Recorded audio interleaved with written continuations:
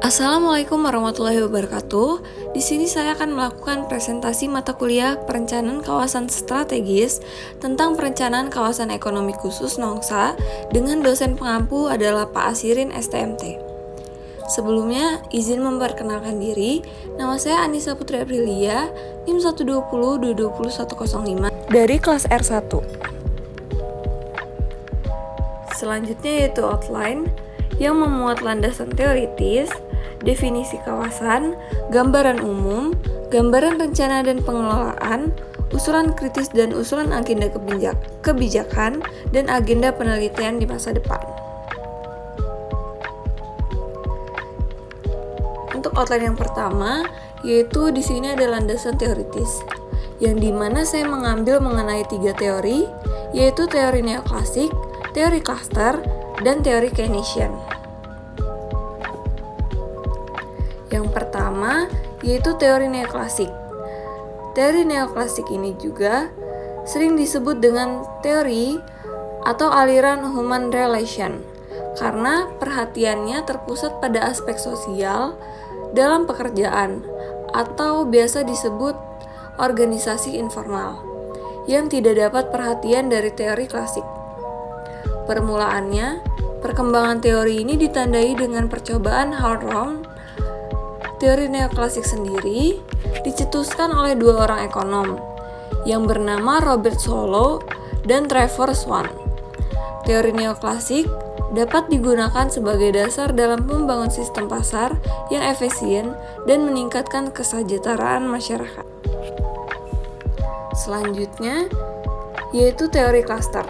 Teori cluster sendiri dicetuskan oleh Michael Eugene Porter, di mana pada tahun 1998 dia menjelaskan bahwa teori cluster merupakan pengertian yang lazim digunakan dalam ilmu ekonomi regional untuk mendefinisikan pengelompokan industri sejenis dalam suatu kawasan dan ketika kegiatan industri itu bermacam-macam. Kemudian disebut aglomerasi. Konsep ini awalnya dilatar belakangi oleh krisis ekonomi dan juga lambatnya pertumbuhan ekonomi di Amerika Serikat. Lalu menurut Porter, pendekatan tradisional atau kebijakan industri untuk pembangunan ekonomi tidak berfungsi. Antara lain yaitu perbaikan lingkungan dan iklim bisnis, di mana ini bersaing secara agresif untuk investasi. Lalu yang kedua ada pembangunan industri berteknologi tinggi, dan yang terakhir yaitu pembangunan pertumbuhan tinggi. Selanjutnya teori yang terakhir yaitu di sini ada teori Keynesian. Teori ekonomi Keynesian merupakan teori makroekonomi berupa resesi sampai dengan output atau pendapatan ekonomi suatu wilayah yang sangat dipengaruhi oleh permintaan dalam atau di luar wilayah. Ekonomi Keynesian ini awal mulanya dikembangkan oleh John Maynard Keynes. Nah, ideologi politik teori Keynesian ada 3, yaitu yang pertama intervensi pemerintah, di mana tindakan yang diambil oleh pemerintah yang berupaya mempengaruhi keputusan yang dibuat. Selanjutnya yaitu demokrasi sosial, yang dimana gagasan bahwa negara perlu memberikan keamanan dan kesetaraan bagi rakyat yang secara aktif menata ulang masyarakat bagi perkembangan wilayah.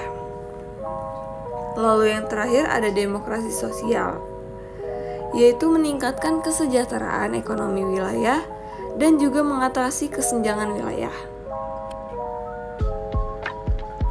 Selanjutnya yaitu definisi kawasan ekonomi khusus. Yang pertama di sini ada definisi kawasan ekonomi khusus yang merupakan kawasan dengan batasan tertentu yang ditetapkan untuk menyelenggarakan fungsi dengan manfaat perekonomian tertentu. Selanjutnya yaitu tujuan dari kawasan ekonomi khusus ini yaitu meningkatkan penanaman modal melalui penyiapan kawasan yang memiliki keunggulan ekonomi dan geostrategisnya. Selanjutnya yaitu ada kelembagaan yang ada di kawasan ekonomi khusus ini. Yang pertama yaitu ada Kementerian Koordinator Bidang Perekonomian sebagai koordinator pengembangan kawasan ekonomi khusus di Indonesia. Pemerintah daerah sebagai pengelola wilayah kawasan ekonomi khusus di tingkat regional. Jadi ada dua, di tingkat pemerintah daerah dan tingkat regional. Selanjutnya yaitu Badan Usaha Milik Negara atau BUMN dan Badan Usaha Milik Daerah atau BUMD, yaitu sebagai pelaksana kegiatan investasi dan mengelola infrastruktur. Selanjutnya yang terakhir di kelembagaan yaitu ada investor swasta, yaitu sebagai penyedia modal dan pelaksana investasi di KEK. Selanjutnya yaitu definisi KEK industri. Nah, kawasan ekonomi khusus industri ini merupakan suatu daerah atau kawasan yang biasanya didominasi oleh aktivitas industri.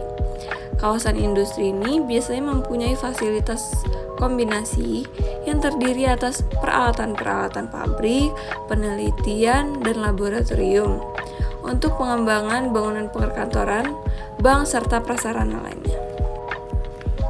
Selanjutnya yaitu sebaran kawasan ekonomi khusus industri yang ada di Indonesia. Yang pertama yaitu kawasan ekonomi khusus Batam Aeroteknik, selanjutnya kawasan ekonomi khusus MBTK, kawasan ekonomi khusus Palu, kawasan ekonomi khusus Bitung, kawasan ekonomi khusus Sorong, kawasan ekonomi khusus Gresik, kawasan ekonomi khusus Kendal, kawasan ekonomi khusus Galang Batang, kawasan ekonomi khusus Sengmangrai, dan yang terakhir yaitu kawasan ekonomi khusus Alun Loksamamwe.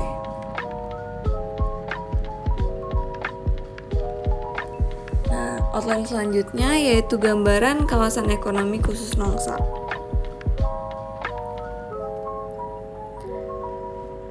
Kawasan ekonomi khusus Nongsa ini merupakan salah satu kawasan ekonomi khusus di Indonesia yang terletak di Kabupaten Batam, Provinsi Kepulauan Riau.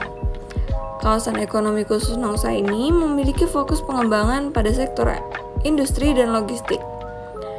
Gambar di sini merupakan peta kawasan ekonomi khusus Nongsa yang berada di Kepulauan Riau. Di sini ada penjelasan. Yang pertama, penjelasan dari kawasan ekonomi khusus Nongsa merupakan satu dari dua kawasan ekonomi khusus yang berlokasi di Batam dan ditetapkan pada tanggal 8 Juni 2021 melalui Peraturan Pemerintah Nomor 68 Tahun 2021. Selanjutnya, kawasan ekonomi khusus Nongsa berada di lahan sebesar 166,45 hektar. Selanjutnya terdapat fokus pengembangan pada sektor industri dan logistik. Beberapa sektor yang diprioritaskan dalam pengembangan kawasan ekonomi khusus Nongsa antara lain industri elektronik, industri otomotif, industri makanan dan minuman, serta industri logistik. Kawasan ekonomi khusus Nongsa memiliki topografi yang relatif datar dan didominasi oleh tanah pasir dan tanah berpasir. Nah, di gambar di sebelah kanan ini yaitu infrastruktur yang ada di kawasan ekonomi Nongsa. Di antara lain yaitu ada jalan, kawasan dan drainase, listrik, telekomunikasi, air, ferry terminal, dan juga jaringan gas. Selanjutnya yaitu gambaran rencana dan pengelolaan. Yang pertama, saya menjelaskan tentang rencana pengembangan. Saat ini rencana pengembangan kawasan ekonomi khusus industri Nongsa saat ini difokuskan pada sektor industri dan logistik. Selanjutnya, peluang investasi. Banyak perusahaan yang menunjukkan minat untuk menyelenggarakan aktivitas investasi di dalam kawasan ekonomi khusus. Pesatnya kemajuan ekonomi khusus Nongsa dalam menyelenggarakan aktivitas investasi dapat terlihat dari perkembangan pembangunan di dalam kawasan tersebut. Nah, peluang investasi yang kawasan ekonomi khusus Nongsa tawarkan ini yaitu industri dan logistik yang sangat menguntungkan para investor. Selanjutnya saya akan menjelaskan rencana pengembangan infrastrukturnya. Nah, rencana pengembangan infrastruktur di kawasan ekonomi khusus Nongsa ini mencakup pembangunan jalan tol, pelabuhan, bandara, serta listrik dan air bersih yang memadai. Selanjutnya, pemerintah memberikan insentif BPHTB dan PBB. Selain itu, masih banyaknya bentuk insentif lain dan besar kemudahan yang akan diberikan masih belum dapat disampaikan karena masih proses penyusunan dan pembahasan bersama DPMPT SP. Dan itu tuh masih menjadi rahasia dari instansinya. Selanjutnya yaitu peta rencana lokasi di sana.